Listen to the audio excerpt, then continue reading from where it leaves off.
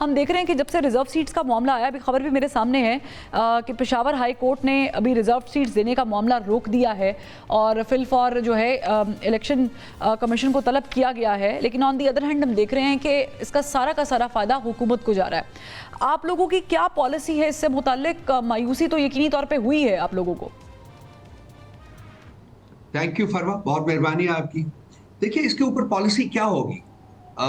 26वीं आईनी तरमीम के बाद हमें एहसास था, अंडरस्टैंडिंग भी थी कंप्लीटली कि क्या होने जा रहा है, और हमारी एक्सपेक्टेशंस के बिल्कुल मुताबिक उसी तरफ ही इन्होंने अदलिया का रुख जो है वो मोड़ दिया। अदलिया नाम की कोई चीज़ मौजूद नहीं है पाकिस्तान में, ना आईन है, ना कानून है, ना ही जमहूरियत है।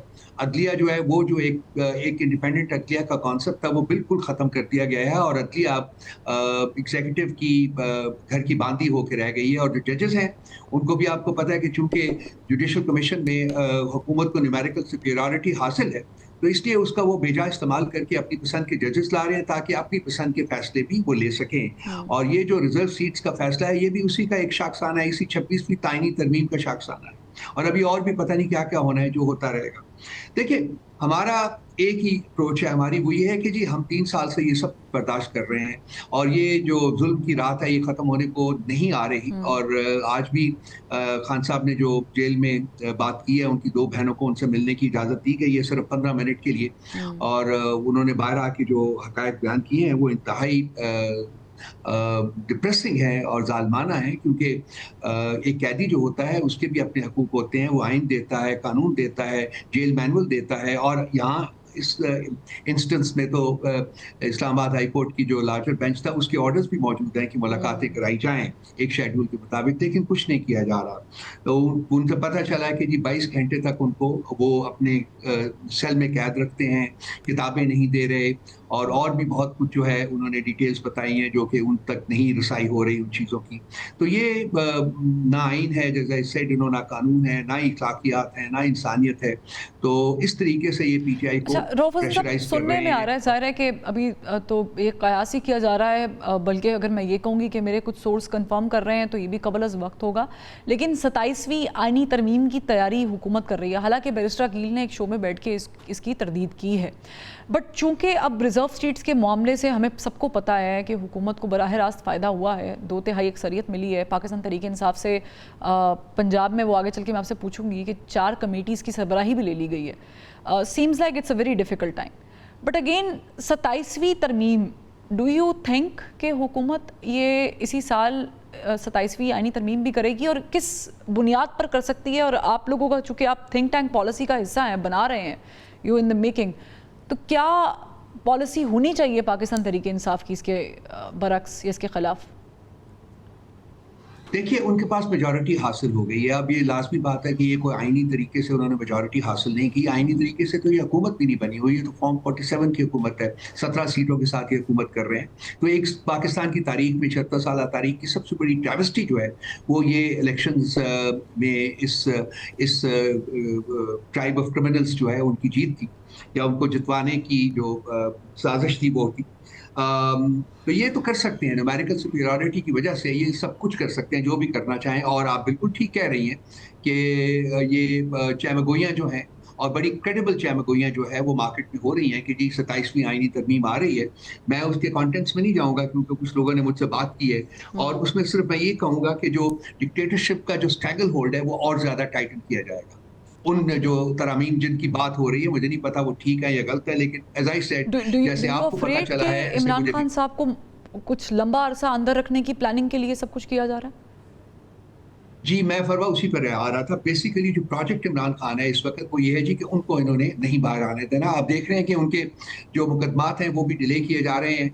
अब हमारा ये जो 190 बिलियन जो है, जिससे अलकादर ट्रस्ट का जो मुकदमा है, ये 5 महीने लगे हमें कि जी उसकी हमने उस सस्पेंशन ऑफ सेंटेंस जो थी उसके लिए हमने पिटिशन मूव की थी। 5 महीने बाद वो लगी, और उसके बाद भी 1 महीना हो गया है और वो किसी तरह से वो सुनी नहीं जा रही, उसको आगे डाला जा रहा है। और यही हालत जो है वो तोशाखाना 2 केस है, और आज उसकी हियरिंग होनी थी और आज सुबह बताया गया जी कि वो हियरिंग भी पोस्टपोन कर दी गई है। सो ना वो बेल होने देंगे, ना ही वो मुकदमे में वो जब तक एक और कन्विक्शन नहीं आएगी उस वक्त तक बेल नहीं होने देंगे, क्योंकि ये अलकादर ट्रस्ट केस में पाँव ही नहीं है। ऑब्वियसली जब ये कोर्ट हेयर करेगी, and I hope and pray कि वो इंसाफ के तकाजों के मुताबिक फैसला करते हैं, तो ये उनको बेल जैसे कि पिछले 4 मुकदमों में हुई थी यहाँ भी मिल जाएगी।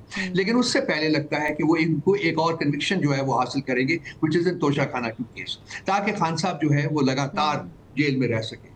और पॉलिसी की बात से आपने बारे में सवाल किया है। देखिए, इन हालात में पॉलिसी जो है वो मतलब हम डिलिब्रेट कर रहे हैं कि क्या करना है क्या नहीं करना, इन हालात में बहुत मुश्किल है। लेकिन आज खान साहब ने जो अपनी बहनों से बात की है, जो उन्होंने बाहर आके बताई है, उन्होंने कहा है जी कि शूरा के बाद आप जो ये हमारी मूवमेंट है, तहरीक जो है, इसका आगाज कर दीजिए। तो ये एक खबर जो है वो आज आई है। 2 सिस्टर्स को मिलने की इजाजत दी गई है 15 मिनट के लिए सिर्फ, रानी बीबी को और उस्मा बीबी को, और उन्होंने बाहर आके ये खबर सुनाई है कि उनकी बहुत सारी बातों में एक ये भी बात है कि आप तैयारी हो चुकी हुई है, अशूरा के बाद आप इस मूवमेंट को लॉन्च कर दीजिए। मैं फील करता हूं कि और कोई इन्होंने ऑप्शन छोड़ा नहीं है। ना लेजिस्लेचर में हमारी सुनवाई है, ना अदलिया में हमारी सुनवाई है, और सियासी जमात होने के नाते और कोई हमारे पास फोरम है नहीं है सवाए एक्सरसाइज करने की अपने उस राइट को जो कि आइन और कानून देता है, विच इज पुरअमन एहतजाज। तो वो मेरा ख्याल है कि अब उस तरफ बढ़े। और इस पुरअमन एहतजाज को लीड कौन करने वाला है रऊफ हसन साहब? वेल, टेक्निकली खान साहब ने खुद कहा था कि मैं करूंगा, इन चीफ का ओहदा इसीलिए लिया था, वो करेंगे। लेकिन लाजमी बात है कि चूंकि उनको आइसोलेशन में ले गए हुए, कंप्लीट आइसोलेशन में रखा गया है, तो वो अब किसी न किसी बंदे को डेजिग्नेट करेंगे यहाँ के जो एहतजाज को लीड करेगा, वही लोग करेंगे। उस सिलसिले में भी मेरा ख्याल है कि मैंने आपसे सवाल इसलिए किया क्योंकि जो राना सनाउल्लाह साहब हैं, वज़ीर आज़म के सियासी मुशीर हैं, उन्होंने कहा है कि इमरान खान साहब को जेल से तहरीक नहीं चलाने देंगे। सीम्स लाइक कि ज़ाहिर है कि आप भी उसको बता चुके हैं, कंफर्म कर चुके हैं कि उनको आइसोलेशन में चले गए हैं। 15 मिनट की मुलाकात हुई है, मुलाकातें हो नहीं रही। फैसल चौधरी से भी मुलाकात के लिए गए थे, उनकी भी मुलाकात नहीं हो पाई।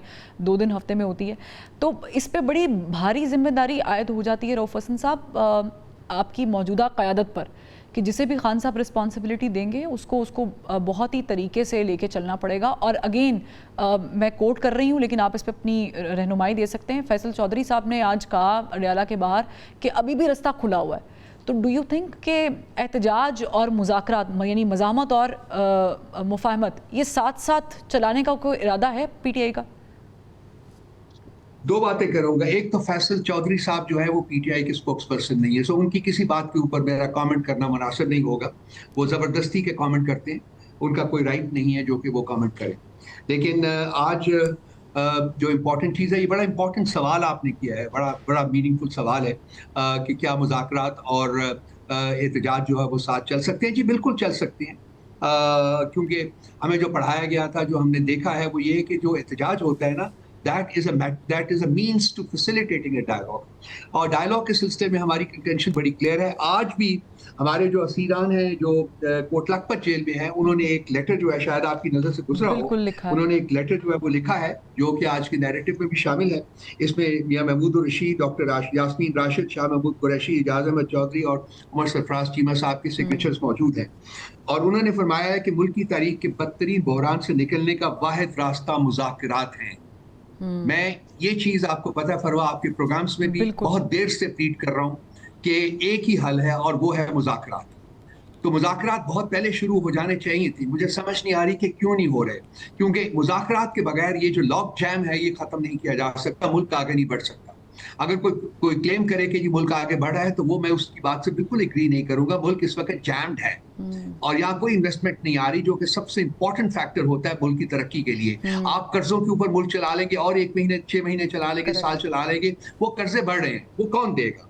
तो ये जो इन 5 साहिबान ने जो एक लेटर लिखा है, और उन्होंने कहा है, आगे जाके उन्होंने कहा है कि ये मुज़ाकरात जो हैं वो दोनों सतहों पर होने चाहिए। सियासी सतह पर भी मुज़ाकरात होने चाहिए और मुक़्तदरा की सतह के ऊपर भी मुज़ाकरात होने चाहिए। तो एक इंटरेस्टिंग सा उन्होंने लिखा है, हमने इसमें आज के नैरेटिव में ये शामिल है, और ये मेरी भी कंटेंशन रही है कि आगे बढ़ने का हल एक ही है, वो सिर्फ और सिर्फ मुज़ाकरात है।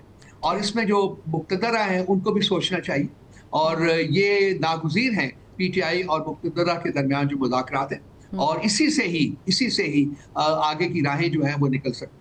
लेट मी स्केच आउट, क्योंकि मेरे सामने भी ये मौजूद है जो ख़बर आप डिस्कस कर रहे हैं, और मैं चाहूँगी कि इसी में से हम एक सवाल भी मेरे जहन में आया वो पूछ लूँ आपसे।